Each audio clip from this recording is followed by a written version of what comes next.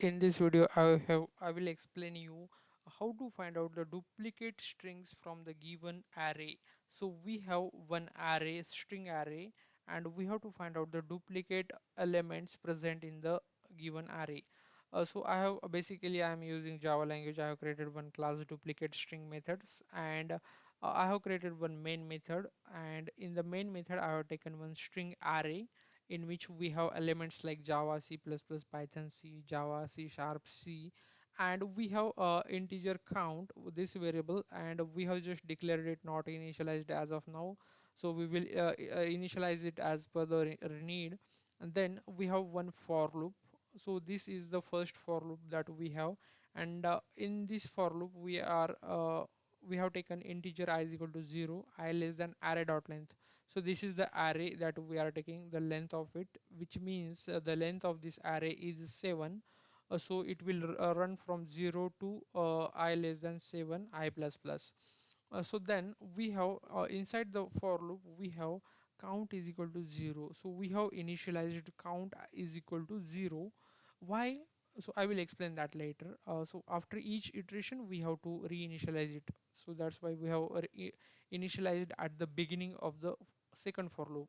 So in the second for loop also what we have done is we have integer j is equal to I. What is I? I is the outer for loop uh, variable plus 1. We have started with the I plus 1, I less the j less than array dot length. So same array dot length, which is 7. So j is less than 7, j plus plus. So this is the inner for loop, and we have one of the important condition here. What is this? Array of I. What is array of I? Array of I is the I for the outer loops, and dot equals array of j. So which means why we are using equals? Because we are comparing two strings.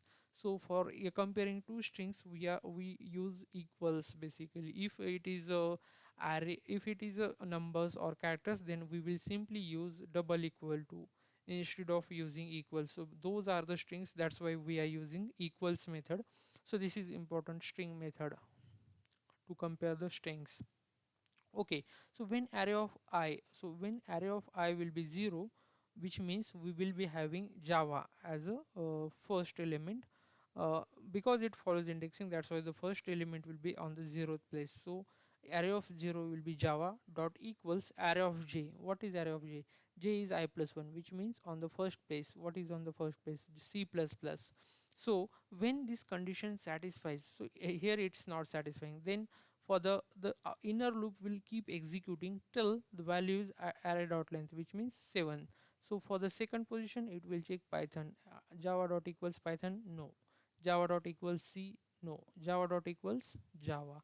So here on this place we have Java dot equals Java. So it will increase the count from 0. So here we have count is equal to 0, so it will increase to 1, so that, so it will increase count to 1. Now again it will check Java dot equals C sharp, no. Java dot equals C, no.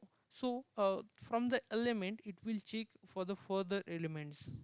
So if it's there, then it will increase the count. Okay, so here again outside this for loop we have used one condition.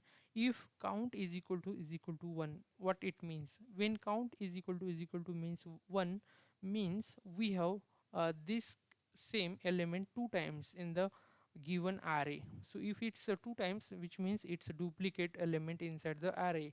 So we have to print the duplicates. That's why I have taken condition if is equal to, if count is equal to 1, then print the statement in the system.out.println array of I. So it will print the duplicate element. So array of I will be the same element that we have already checked inside the another in the middle for loop. Okay, so it will print the duplicate element.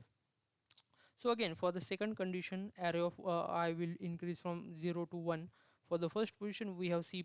Now C++ dot equals what is j will be on the third position. This is 1 plus 1 will be 2. On the second position we have Python. So C++ dot equals Python, no. C++ dot equals C, no. C++ dot equals Java, no. So we don't have a C++, so it will not increase the count. So this condition is not satisfying, so count will not increase, so it will be 0. So again it will not print the value. Again it will go and increase the value of I to 2. Again, we have python dot equals c, no. Python dot equals java, no. Python dot equals c sharp, no. So it will check the further elements which are present from the current element. So that's why we have taken I plus 1 condition, which will take the further conditions and not the previous conditions. So basically it will check. Then for the c, we have c dot equals java, no. C dot equals c sharp, no. C dot equals c, yes. So it will increase the count. So we have java and c, those are the duplicates. So let's check, let's run the code and check either whether the code is correct or not. Yes, the code is correct and it's working fine. Let's change to something else. Let's make c plus plus